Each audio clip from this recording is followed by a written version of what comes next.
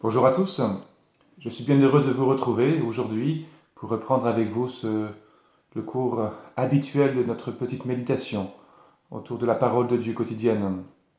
Aujourd'hui, nous revenons aux actes des apôtres et je suis marqué, touché par le fait que l'œuvre de Dieu ne s'accomplit pas seulement malgré les épreuves, mais aussi à travers elles. Regardez, les disciples ont été obligés d'être dispersés, de quitter Jérusalem à cause de la persécution, à cause de ce drame qui a été la mort d'Étienne, persécuté, mis à mort, lapidé. Les voilà dispersés. Ils ont dû quitter, après ce terrible échec, leurs habitudes, leur réseau, pour fuir, pour se cacher. Et on découvre à travers les actes des apôtres que l'Esprit Saint va passer par ces blessures profondes pour pouvoir toucher encore plus de cœurs, pour apporter encore plus cette miséricorde du Seigneur au plus grand nombre, pour faire grandir la vie de manière beaucoup plus large. Nous aussi, parfois, nous sommes marqués par les déceptions, par les échecs, par les découragements. Et pourtant, si nous restons accrochés au Seigneur, attachés au Seigneur, c'est comme un slogan qui traverse toute cette page de l'Écriture, eh bien, le Seigneur accomplira une œuvre bien plus grande encore. Cette épreuve, cet échec, cette déception que nous avons pu vivre devient comme une purification finalement de notre cœur. Ce n'est plus notre œuvre, mais c'est vraiment l'œuvre du Seigneur qui veut ainsi s'accomplir. Et regardez dans cette page, tout cela conduit à ce que ces hommes, ces femmes, vont recevoir pour la première fois le nom de chrétiens. Ils vont être reconnus comme étant un avec Jésus, en recevant son nom, non pas un nom qu'ils vont se donner entre eux, mais un nom qu'ils vont recevoir de ceux qui les entourent. Le monde va reconnaître que, oui, par eux, en eux, c'est Jésus qui est là. C'est le Christ qui continue son œuvre. C'est le Christ qui continue son évangile, qui accomplit pour eux maintenant, à travers eux maintenant pour le monde, cette bonne nouvelle du salut.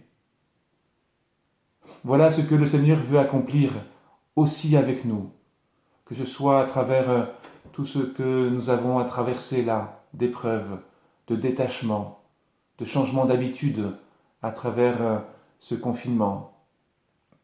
Aussi ce qu'il veut vivre avec nous à travers aussi les aléas des tensions, des déceptions, des découragements que nous pouvons avoir aussi entre nous. Mais attention, cela ne se fait pas tout seul. Il faudra que les disciples restent attachés vraiment à la parole de Dieu. Ils resteront consacrés, donnés au service de cette parole jusqu'au bout. Et on les voit la partageant, l'offrant cette parole. Pour la plupart, ils vont l'offrir à leurs semblables, aux Juifs. On pourrait dire à ceux qui leur ressemblent. Et il y a peut-être là le piège de vouloir reconstruire aussitôt ce qu'on avait perdu à Jérusalem, de refaire comme avant, ailleurs, mais comme avant. Mais le Seigneur veille et parmi eux, parmi tous ces exilés, s'en trouvent quelques-uns qui vont avoir l'audace, ou peut-être pas l'audace, mais pas simplement parce que dans ces circonstances un peu nouvelles, ils sont conduits à des relations autres avec des personnes de langue grecque. Et là aussi, portant ce souci de ses frères, ils vont leur partager cette parole. C'est leur vie après tout. Et c'est là que tout change. Étant obligés de changer nos habitudes, nous aussi, durant ces semaines, nous avons peut-être établi des réseaux, des relations, des liens qu'on avait soit oubliés, soit qu'on a découverts avec d'autres proches, d'autres personnes de notre voisinage. C'est aussi par elles que ce renouveau de l'Église, de la paroisse pourra s'accomplir. Alors va grandir cette fraternité. Cette fraternité pas à pas. Oh, il faudra du temps.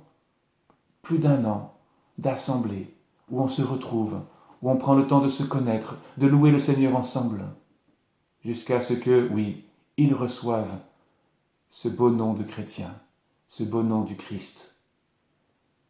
Jésus n'avait pas menti lorsqu'il avait dit « C'est à l'amour que vous aurez les uns pour les autres que le monde saura que vous êtes mes disciples, que vous êtes un avec moi, que le monde saura que le Père m'a envoyé et que je suis là à l'œuvre, en vous, à travers vous, que l'Évangile n'est pas fini, mais qu'il s'accomplit comme bonne nouvelle de salut pour tous ceux que vous rencontrez. » Alors oui, ne nous décourageons pas, les échecs sont là, les blessures sont là, les ras-le-bol sont là peut-être, mais le Seigneur, comme le dit notre évêque si souvent, n'en a pas fini avec nous.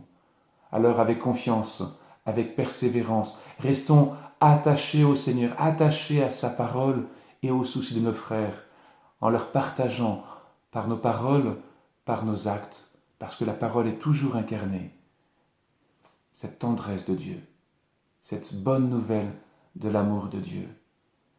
Et ainsi, en osant habiter vraiment ces relations nouvelles, ces réseaux nouveaux que les circonstances nous donnent de vivre, eh bien oui, le salut grandira ici, sur notre territoire, sur notre terre, pour toutes les familles que nous sommes appelés à rencontrer, à servir et vers lesquelles nous sommes envoyés. Bonne journée à tous, à demain.